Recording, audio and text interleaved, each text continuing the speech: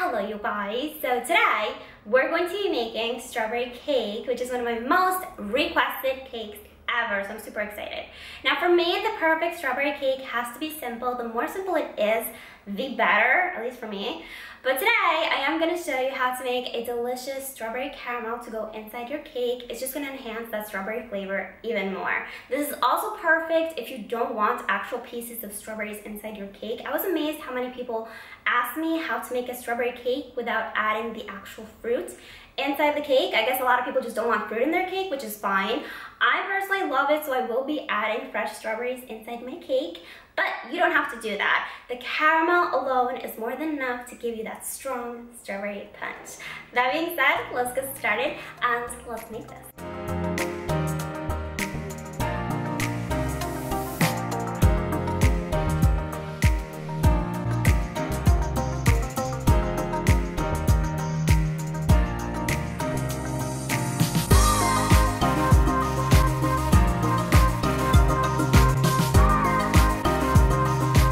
So to make this cake, we're going to start out by making the strawberry caramel. Technically, it is a sort of strawberry jam, guys, but because it's so smooth and silky, it is much closer to caramel. So you're going to blend up some strawberries along with some water just to loosen up this mixture. Now, if you want, you can buy pre-made strawberry jam caramel, I guess. But if you're going to make a proper strawberry cake, guys, go the extra step. It takes 20 minutes to make. You can even make it weeks in advance, and I assure you, no store-bought stuff will come even close to this flavor-wise. You're going to strain this over your saucepan. We don't want the seeds in our caramel. You don't have to discard them. I actually added mine to a smoothie. It was delicious. I know I'm weird, okay?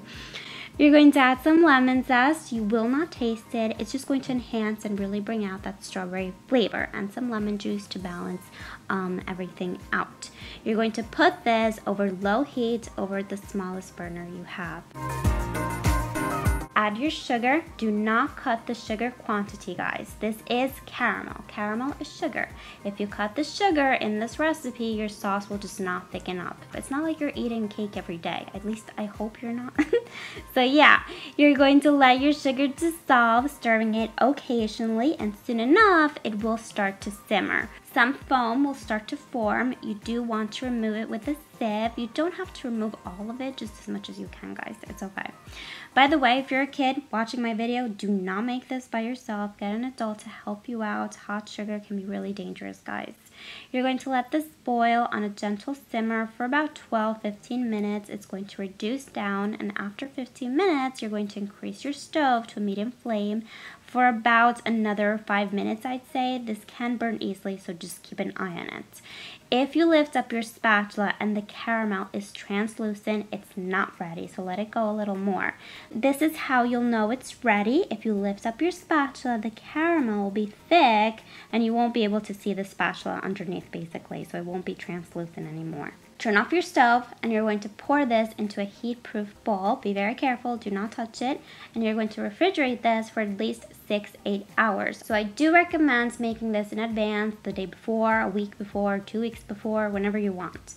After it has chilled, this is how thick it's going to become. You can do a little taste test, spread it on some bread. It's so good, guys.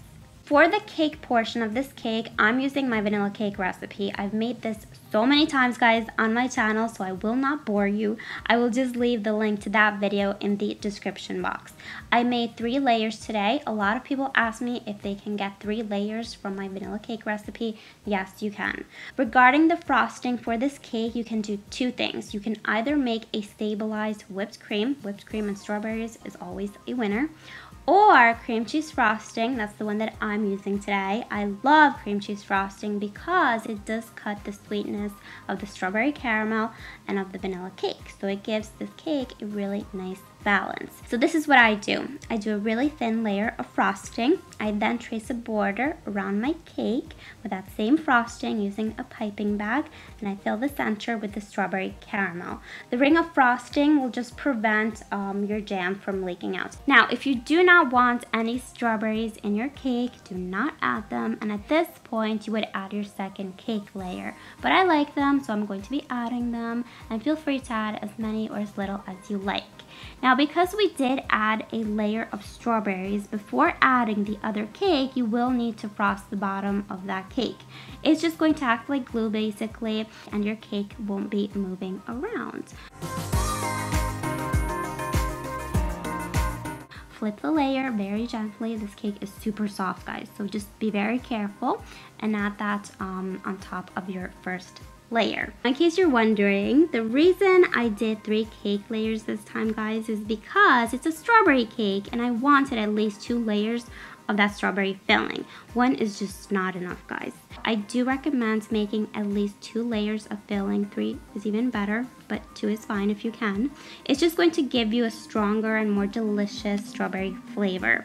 Also, since it is summer, you will probably have to refrigerate this cake. If you do soak the sponges, guys, and take it out of the fridge at least 30 minutes before serving. I didn't soak mine because I knew it was going to be gone within the next day. Frost the sides of your cake, frost the top. You will probably need a crumb coat, and then, you know, just do your final layer of frosting, and you can frost it however you want.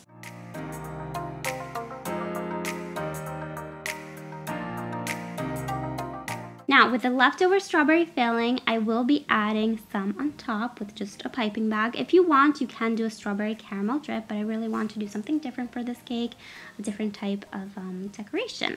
Also, if you're like me and you can never find perfectly shaped strawberries all the same size, I'm going to show you a really nice trick. You're going to cut some in halves, leave some whole, and you're just going to scatter them neatly all around your cake. That way, it looks super gorgeous and presentable and beautiful. But in reality, the strawberries are all different shapes and sizes, basically. Now, we have to make these strawberries shine.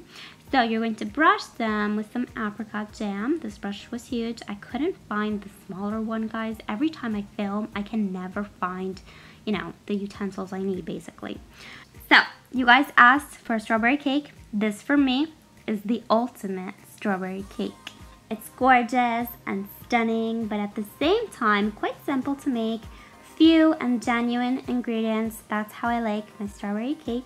It's a super moist cake, guys. I do recommend using my vanilla cake base. It's a really soft base for this cake, as you can see. And flavor-wise, it's strawberry paradise.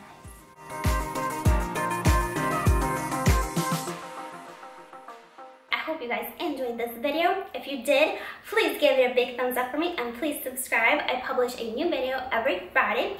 Also, like always, if you do make this cake, I would love to see a picture, guys. You can send it to me on Instagram, Twitter, Facebook, wherever you guys want.